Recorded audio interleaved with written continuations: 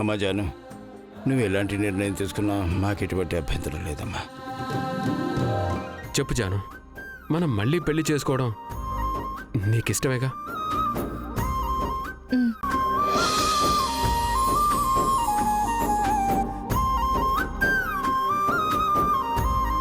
కానీ ఒక్క కండిషన్. కండిషనా? పెళ్ళయ్యాక నేను మళ్ళీ ఆ ఇంటికి రావడం కాదు, మీరే మా ఇంటికి వచ్చేయాలి. మనిద్దరం ఇక్కడే ఉండిపోవాలి.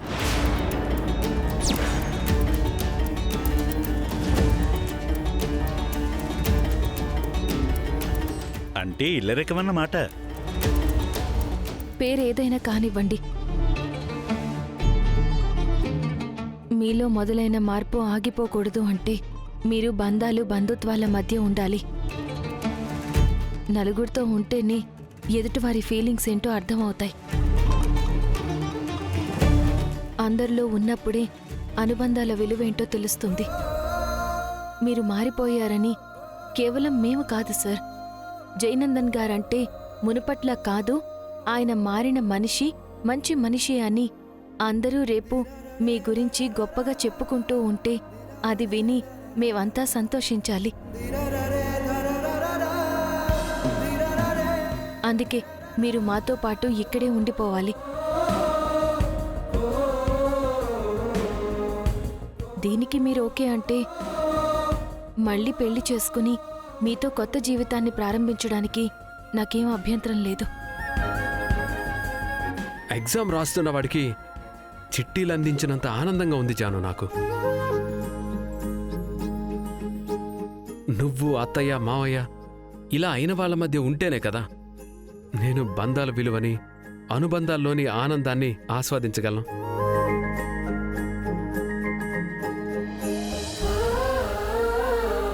జాను కోరుకున్నట్టు నేను ఈ ఇంట్లోనే ఉంటాను. శుభం.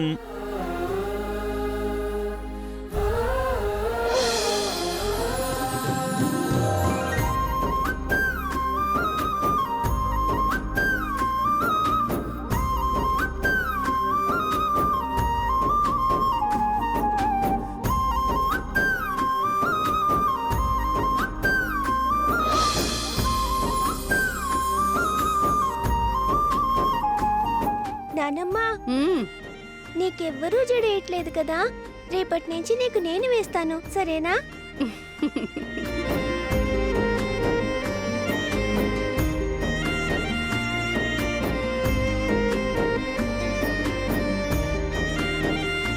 మామగారు, మీరు కూడా రండి, తలకి నూనె రాసి జడ వేస్తాను. మరే మీతో తలకి నూనె రాయించుకుని జళ్ళేయించుకోవడమే నా పని, ఇంకేమీ లేదు. నోరు మూసుకుని మీ పనులు మీరు చూసుకోండి.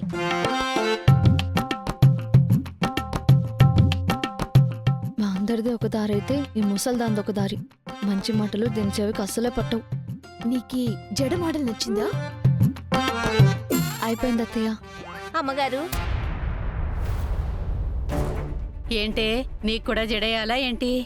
అంటే అమ్మా, నాకొక 50,000 డబ్బులు అవసరం ఉండి వచ్చానమ్మా. 50,000? ఎందుకే? నా బిడ్డ కడుపుతో ఉందని మీకు ఆల్రెడీ చెప్పాను కదమ్మా, దానికి సీమంతం చెయ్యాలి.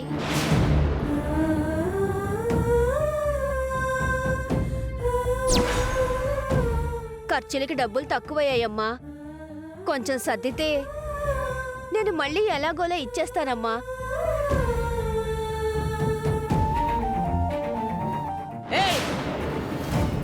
డబ్బు లేనప్పుడు అప్పు చేసి ఫంక్షన్ చెయ్యాల్సిన అవసరం ఏంటే?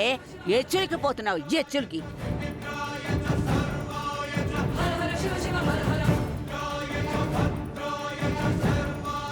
అలా అంటారేంటమ్మా? బంధువులు, ముత్తైదువులు, కావలసిన వాళ్ళు అందరూ ఆశీర్వదిస్తేనే కదా తల్లికి బిడ్డకి మంచి జరుగుతుంది.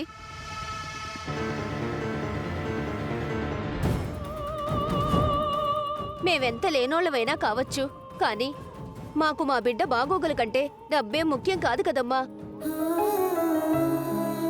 ఏడ్చావులే, నాకు తెలియని నీతులు చెప్పుకొస్తున్నావు. పనైపోయింది కదా, ఇక పో.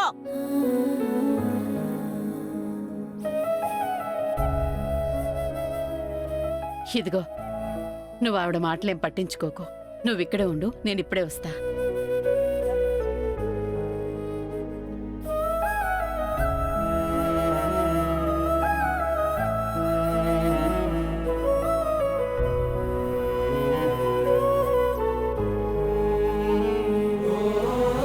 ఇదిగో ఈ డబ్బులు తీసుకో.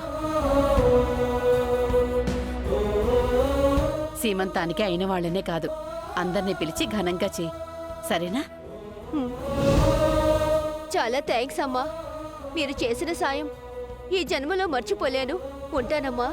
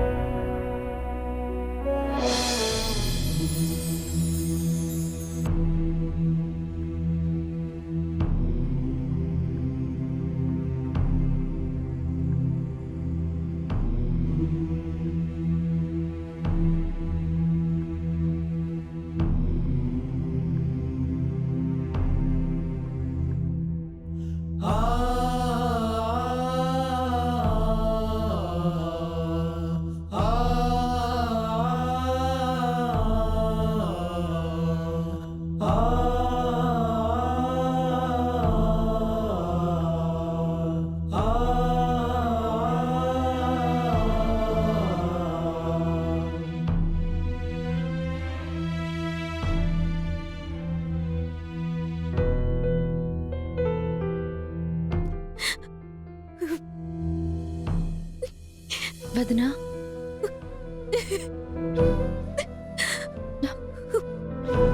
అయ్యో వదినా, చూసావా తులసి,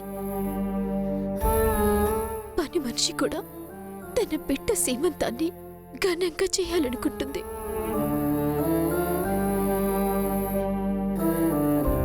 అలాంటిది ఇంత డబ్బు హోదా అన్ని ఉండి కూడా కనీసం నా కడుపులో ఉన్న బిడ్డ గురించి చెప్పుకోలేకపోతున్నాను.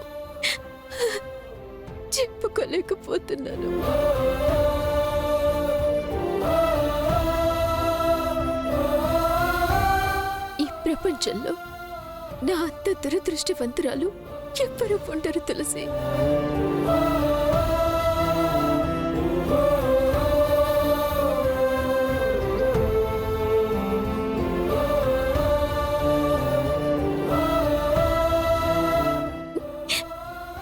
కీర్తి, ఏమైందమ్మా? ఎందుకలా బాధపడుతున్నా? చెప్పమ్మా.